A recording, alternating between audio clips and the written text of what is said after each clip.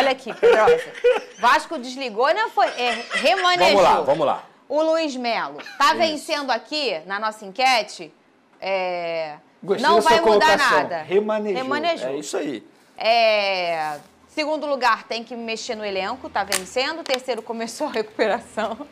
E 4, decisão injusta. Só o Vene que votou nessa. Não, posso ser sincero? Começou a recuperação, pô. Eu acho Vai também, por mim, cara. falando sério. A atuação do Vasco não foi ruim, não, apesar do resultado. O Pedrosa não marcou gol em São Januário ainda. Para falar do Luiz Melo, a gente tem que analisar o contexto inteiro. A torcida do Vasco, e parte dela, já era bronca porque o Luiz Melo era flamenguista. O meu ponto nunca foi esse. Sim. Não interessa o time que o cara é. Se o cara é competente, é isso que importa. E o Luiz Melo, a todo momento, mostrava uma soberba ao falar com a torcida do Vasco no sentido de: vocês estão desesperados, aqui não tem problema nenhum, tá tranquilo. Até para falar da janela de transferências, ele se referiu dessa forma. Faltam 30, 40 dias, tá tudo bem. Sendo que o Vasco hoje é um clube que, na imprensa e em qualquer lugar, mostra o quê? Tá devendo jogadores, tá devendo clubes, tá devendo situações que o Vasco não deveria passar por isso. E em nenhum momento o senhor Luiz Melo veio explicar, o senhor Luiz Melo em nenhum momento foi dar uma entrevista coletiva para poder se comunicar com o torcedor do Vasco. Muito pelo contrário, sempre foi essa postura isolada e soberba. Além também de ter uma postura isolada do próprio diretor de futebol do Vasco da Gama. Porque eles negam o Paulo Brax, que não tem problema nenhum. Eles têm problema sim, eles tinham problema sim. Eles não se falavam direito, não se falavam a mesma língua. E o Luiz Melo.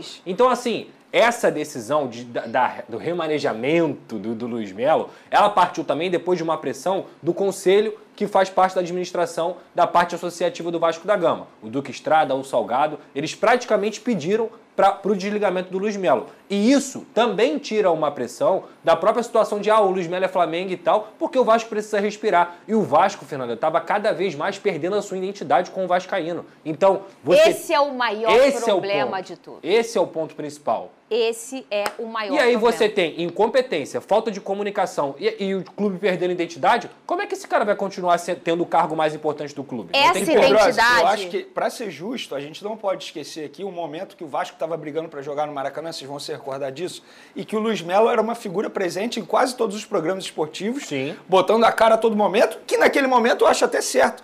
Mas quando é para explicar uma situação financeira, dívida com o empresário, com o jogador, com o clube que o jogador foi contratado, o Luiz Melo em nenhum momento veio a público explicar. Então, assim, 2 pesos, 2 medidas. A partir do momento que você está certo e vem a público cobrar, beleza. Mas quando você está errado, você também tem que botar a cara. Então, por isso que eu acho justo a cobrança do torcedor vascaíno em cima do Luiz Melo explica para o torcedor o que está acontecendo.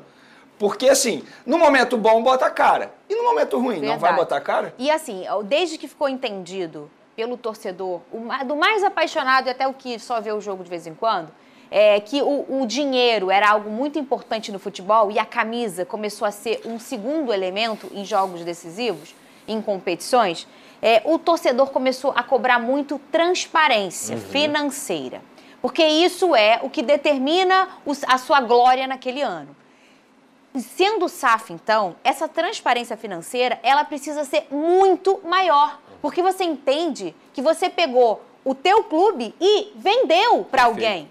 Então, a transparência, ela tem que ser muito maior, que já era a exigência do torcedor, e não só do Vasco, qualquer torcedor hoje no Brasil. Às vezes o torcedor, Pedro, se preocupa mais com as contas do clube do que a da casa dele. É verdade. De tanta paixão que ele tem. O torcedor gasta o próprio dinheiro, que às vezes tira do que tinha que colocar em casa para ver o clube no estádio. Então, essa transparência não é para abre as contas da 777. Não é isso. É conversar com o torcedor. Rapaziada, tá acontecendo isso aqui, a gente tá com uma dificuldade aqui, mas isso aqui vai acertar. O Vasco é um clube que a gente já falou aqui 1000 vezes, se apropriou de um dinheiro de um jogador. Isso é um completo absurdo. E, só um ponto também que é muito importante a gente frisar, que é o seguinte: eles não se falavam e tal, mas o trabalho do Paulo Brax também é muito ruim, tá? Esse negócio de, eu tive asfixia financeira. Asfixia não, ele teve mais de 100 milhões de reais para contratar. Então, desculpa, não teve asfixia. Teve erro de planejamento nas decisões do futebol. Isso tem que ser deixado claro. O Luiz Melo tem todos os erros dele e saiu, foi até tarde, Fernanda. Mas o Paulo Brax também tomou decisões erradas e que ele deve ser cobrado pela torcida. Isso tem que ser deixado claro. O trabalho da gestão de futebol do Vasco e da gestão do Vasco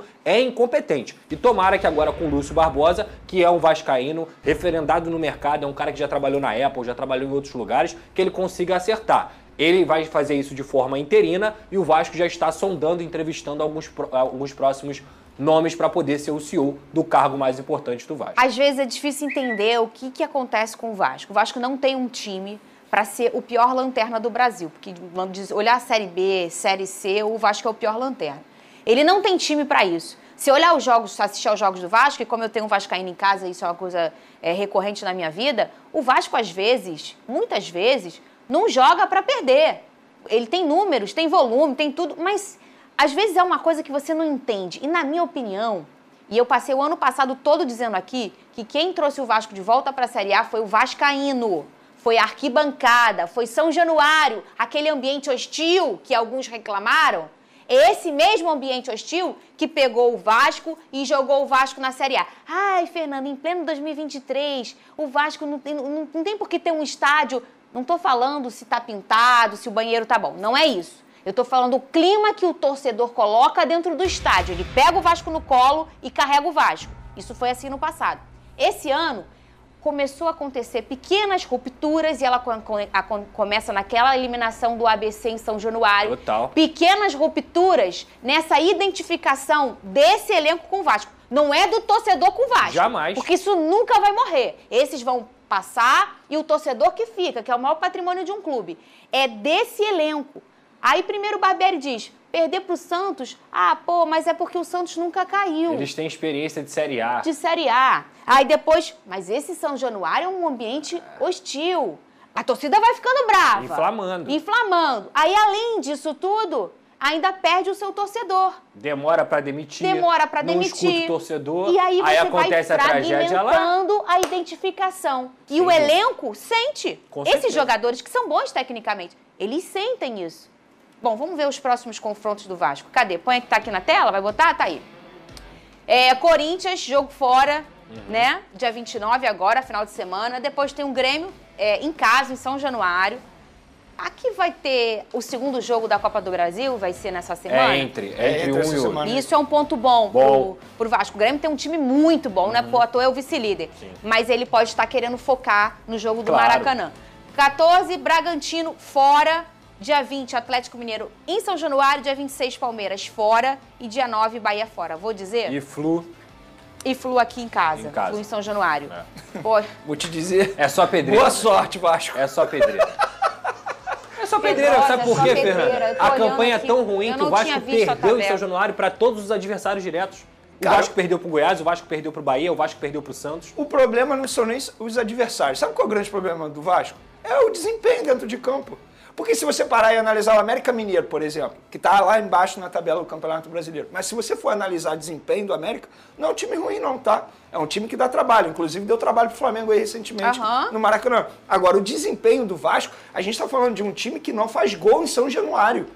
Isso é assustador. Você dentro de casa 4 meses não conseguir balançar a rede é algo absurdo, gente. Mas isso tem a influência dessa questão da identificação. Sem dúvida. Isso é tão importante num clube, o quanto aquele elenco que está ali jogando pelaquela camisa entende o que é aquele clube, quem é aquele torcedor, sabe quando se que era sentir pra ter carregado.